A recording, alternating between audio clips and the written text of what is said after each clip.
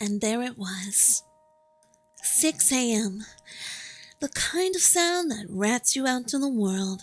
They call it an alarm. I call it the opening bell for another day in the slammer.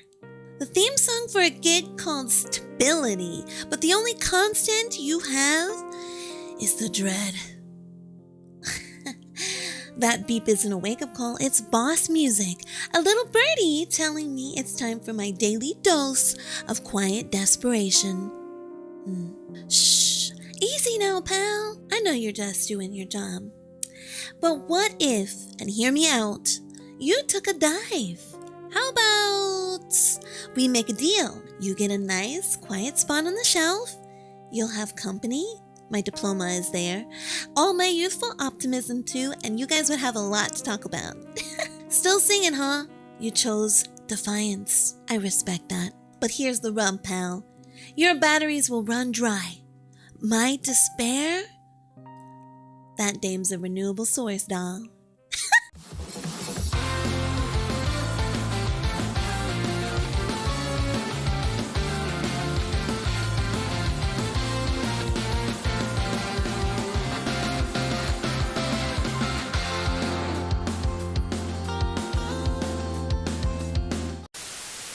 Have you ever felt the stinging loneliness and pure existential loss of not having a gremlin in your life? Oh howdy! Do we have the product for you? Say hello to the most vivacious, audacious, smoothest brain gripper grabbing, glow stick simping, crayon denying, C4 exploding 3D gremlin you could ever need. Put her on a stick above your fireplace, in your yard, on a pike to ward off your enemies or to just keep you company while you gaslight yourself into another shift of work for your corporate overlords. When it comes to yandere, why settle for the lesser evil? Call our toll-free number and bye. Oh, I love gremlins. That's the credit for me. I stumble into the bathroom. The light hits me like a cheap spotlight. And there she is. That mug in the mirror. She looks like a private eye who's seen one too many dark alleys, and she's sizing me up. We're supposed to be partners, her and I. But lately, she looks at me like I'm the one who sold her down the river. Can't say I blame her. I'm the schmuck who keeps dragging her back to the scene of the crime every single day. Time to grab the tools of the trade. A little paste, a little brush. Gotta fight the slow decay, right? I mean, keep up appearances. For who? The dame in accounting? So future detectives can dust off my skull and remark, "Say, this little guy had great teeth. Too bad her will to live was riddled with holes." The whole routine feels like I'm polishing the bars on my own cell, trying to look shiny on the outside while my soul is collecting dust in a cold case file. And look at that. Even the toothpaste is making fun of it. It knows a lost cause when it sees one. Go on, little minty fella. Make a break for it. Don't end up like me, stuck in a rinse and spit cycle with no way out. What are you looking at? You think this is a joke? You're the one who has to feign interest in Brenda's riveting tales about her cat's new kibble, so you could just wipe that smirk off of your, my face. I drag myself to the kitchen. A room with all the charm of an interrogation map. I face my nemesis, the toaster. Armed with 2 slices of bread, I make my move. This ain't a kitchen appliance, it's a 2-bit hood, a chrome enforcer whose whole racket is proving I've got no control.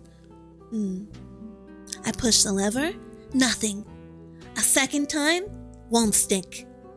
The silent treatment. A classic power play. It's decided my request is beneath its station. I'm being ghosted by a countertop heavy. My brain is in a tailspin over my career, and my breakfast is being held hostage by an appliance from Store Gizmo. Living the dream. I unplug it, plug it back in. The lever clicks, a sinister red glow ignites from within. I turn my back 1 second, and it's Dame. A mole with sharp features and glass curves. The coffee machine. She starts making a sound, drowning like a patsy with cement shoes on. Oh great, they're a union. The United Appliance Workers Local 666, and their only demand is my sanity on a platter before 7 a.m. Suddenly, black smoke pours out of the toaster. The toast pops up. 2 blackened, smoldering bricks. But it won't let go, no. It wasn't enough to whack my breakfast. It had to keep the cadaver, a carbonized trophy. A warning to all its unfired peers.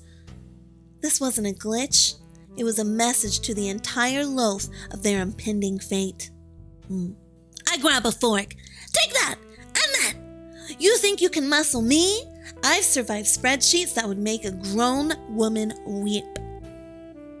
I have nodded my way through presentations that broke tougher guys than you. I will not be shaken down by a $6 appliance. One last jab and a piece of charcoal flies across the kitchen, landing where else but her side down.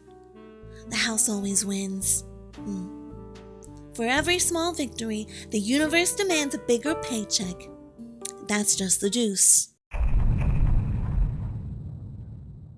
Toastless and running on fumes, I stand before the closet. I pull out my disguise for the day, a drab beige shirt and a soul-crushingly dull blue-striped tie. The uniform, my sad little costume to blend in with the other working stiffs. Each button is another lock clicking shut, sealing me into the role I have to play for the next 9 hours. And then there's this thing. It dangles from my hand like a cheap snake, the fancy leash, the corporate choker. It serves no purpose. It's a symbol that says, I've traded my soul for a dental plan that barely covers a toothache. So what's the play today, huh? Gonna try to get caught in the shredder, take a little dive into my afternoon coffee, or just hang there? A constant reminder, getting a little tighter every time another passive-aggressive email lands in my inbox, and you are literally the fabric of my discontent. You think you've won, don't you? Just because I wrap you around my neck every morning. But here's the secret, pal.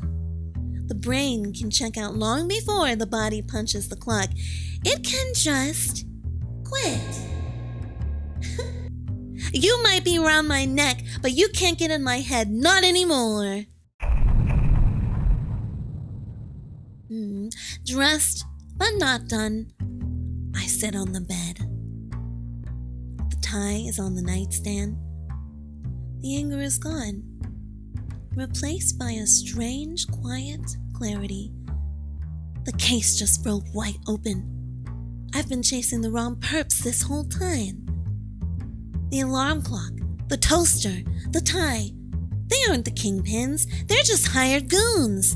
Props on a stage. They're the crew for this sad, strange picture I choose to star in every day. The real problem isn't the morning shakedown. No, it's the destination. The office. The joint where my life force gets traded for cash at a rotten exchange rate. I've been so bent out of shape about the misery of getting ready for the job, I forgot the job itself is the crime. I did it. I survived the morning's trials. I cracked the case of the breakfast boss, stared down the silken serpent, and my reward? I get to walk through that door and onto the set for another scene. Out of the frying pan into the fireplace.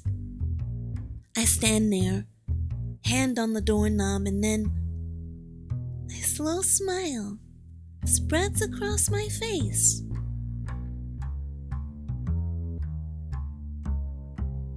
The kind of smile a gal gets when she finally understands the punchline to a long, unfunny joke. Or not. I close the door. A gentle click. I walk back into the living room, unbutton my collar, and let the briefcase drop to the floor. I sit on the couch and let out a maybe the toaster was onto something all along. Maybe it's okay to say no. So if your mornings ever feel a little criminal, you should probably subscribe. It'll be our little secret. And why don't you slide into my comments? Tell me, what's the toughest character you've had to deal with before your first cup of coffee?